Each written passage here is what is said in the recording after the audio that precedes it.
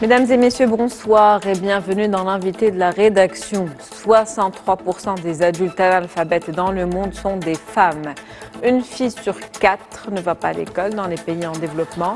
L'égalité des genres est un objectif fondamental inscrit dans les objectifs de développement durable des Nations Unies. En Afrique, l'accès à l'éducation reste un défi majeur pour les jeunes filles. Dans ce contexte, le Centre international de la diplomatie organise un séminaire sous le thème « L'autonomisation et la protection des droits des jeunes filles, un levier pour le développement en Afrique ».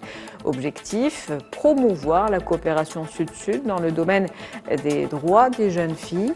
Quelles réformes pour autonomiser les jeunes filles et promouvoir les droits des femmes en Afrique? Avec nous pour en parler, Madame Kalima Ghanem. Vous êtes présidente du Centre international pour la diplomatie. Bonsoir et merci d'être avec nous. Bonsoir et merci pour l'invitation. Merci de l'avoir accepté pour parler de ce sujet important. Donc ce séminaire qui se tient le 26 octobre pour parler de la coopération sud-sud et son rôle dans la promotion justement des droits des jeunes filles en Afrique. Quels sont aujourd'hui les enjeux ?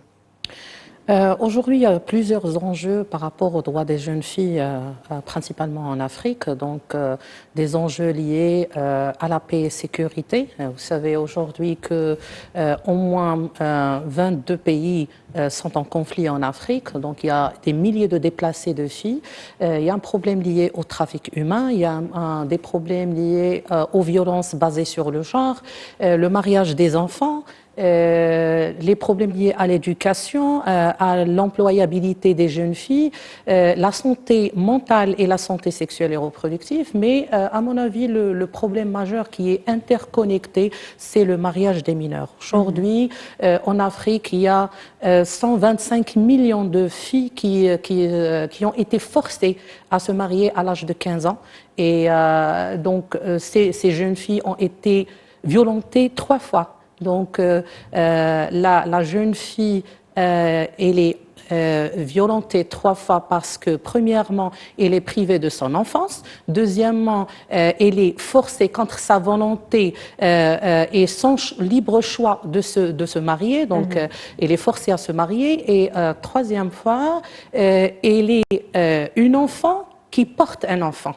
Donc, et puis donc le problème ici réside dans tous les problèmes connexes en relation avec la déperdition scolaire, avec les problèmes de santé, et puis en termes de législation, il y a une avancée dans plusieurs pays africains. Et d'ailleurs, je salue aujourd'hui la Sierra Leone qui vient d'adopter un projet de loi qui est historique, qui interdit le mariage des mineurs. Dans plusieurs pays, il y a des dérogations dans plusieurs lois qui prévoient des exceptions. Mais malheureusement aujourd'hui, l'exception est devenue la règle. Dans certains pays africains, bien sûr, pas dans tous les pays. Exactement. En tout cas, les enjeux sont multiples, les défis multiples. Si on devait commencer par parler du Maroc, par exemple, on a une volonté en tout cas forte aujourd'hui, une volonté royale, une volonté aussi gouvernementale, celle d'arriver à l'égalité des genres, l'égalité des sexes, d'autonomiser la femme. Un arsenal juridique important qui a été déployé. Pouvez-vous nous parler de toutes les mesures qui ont été mises en place pour justement intégrer davantage la femme dans la vie économique? En fait, au Maroc, surtout dans les 2 dernières décennies, il y a plusieurs avancées en termes législatifs. On a un arsenal juridique très avancé.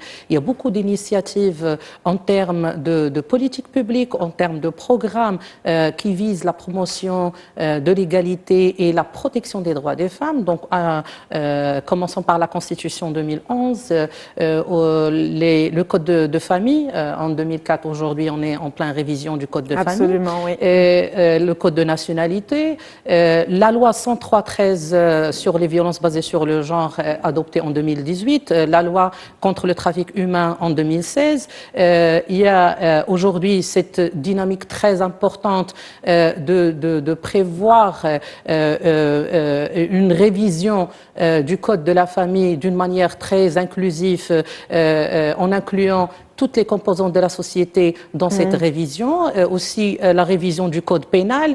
Il y a plusieurs chantiers aujourd'hui d'alignement de plusieurs lois, soit au niveau national, mais aussi l'alignement de la législation nationale aux différentes conventions internationales. Au niveau international, bien sûr, il y a un progrès remarquable parce que le Maroc a levé plusieurs réserves sur plusieurs conventions internationales en relation avec les droits des femmes.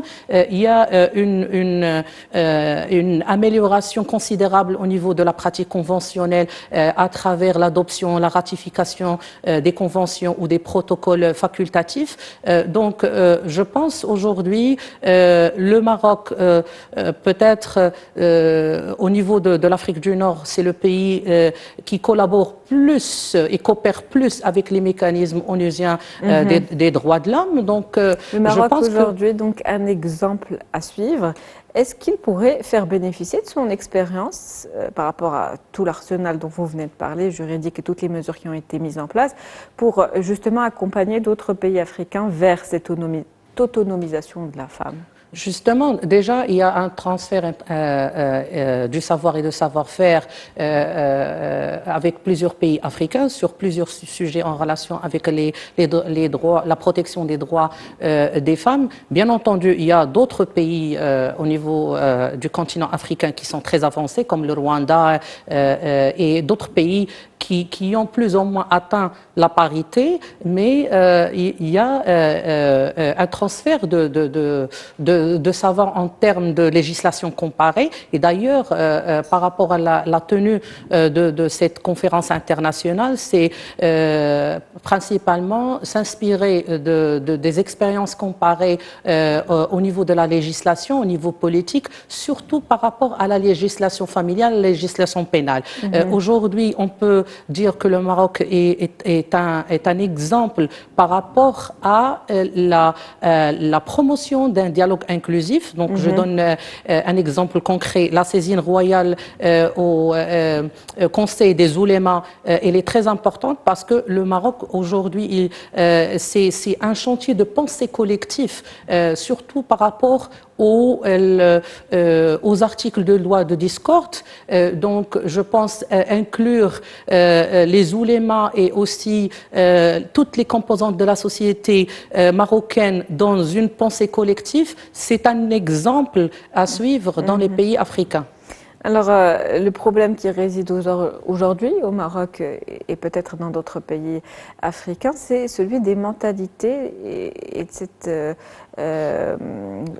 conformité à certaines normes sociales qui font que malgré la présence d'un arsenal juridique important, malgré une volonté forte, il y a quelques réticences au niveau de la société pour aller vers cette égalité entre hommes et femmes.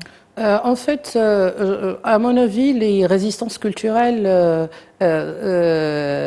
ils sont prédominantes au niveau du continent africain d'une manière générale et il est important de confirmer que le point d'entrée de tout changement de société est la réforme juridique, législative, mais s'il n'est pas accompagné d'une moralisation de la vie publique, d'une sensibilisation plus large pour changer les mentalités, on continue à rencontrer beaucoup d'obstacles et de problèmes au niveau de mise en œuvre, parce que c'est là où réside le problème.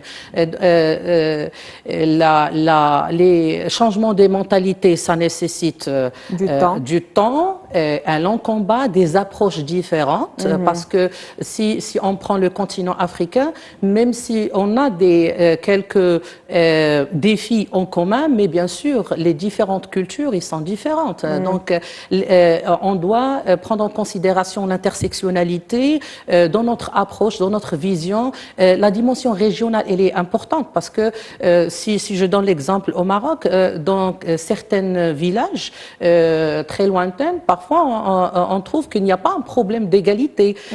Alors donc cette dimension régionale et aussi culturelle, elle est très importante. Donc on ne peut pas faire plusieurs lois pour plusieurs catégories, on ne peut pas faire des politiques pour plusieurs catégories, mais dans l'approche de mise en œuvre de ces politiques, on doit prendre en considération cette dimension culturelle parce qu'elle est la plus importante à mon avis.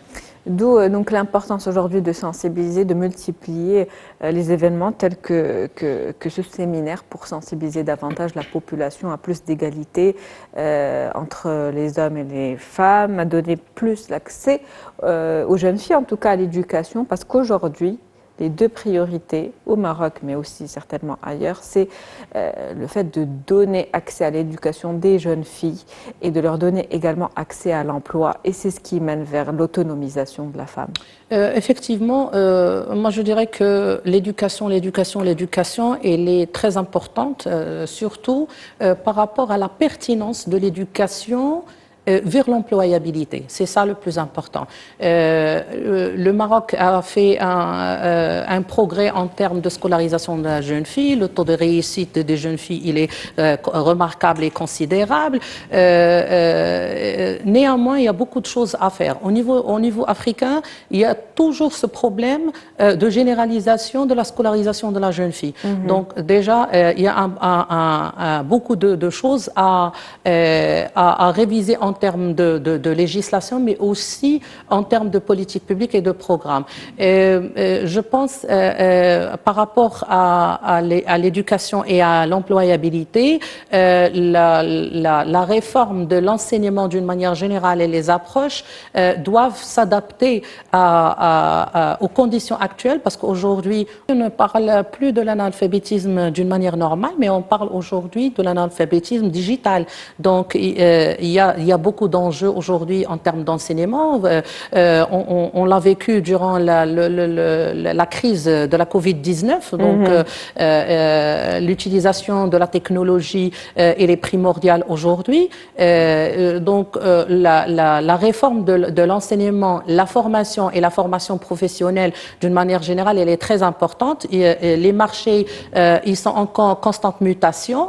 Donc, je pense que aujourd'hui, il faut prendre en considération ce qui va arriver dans le futur, surtout dans les 10 prochaines années.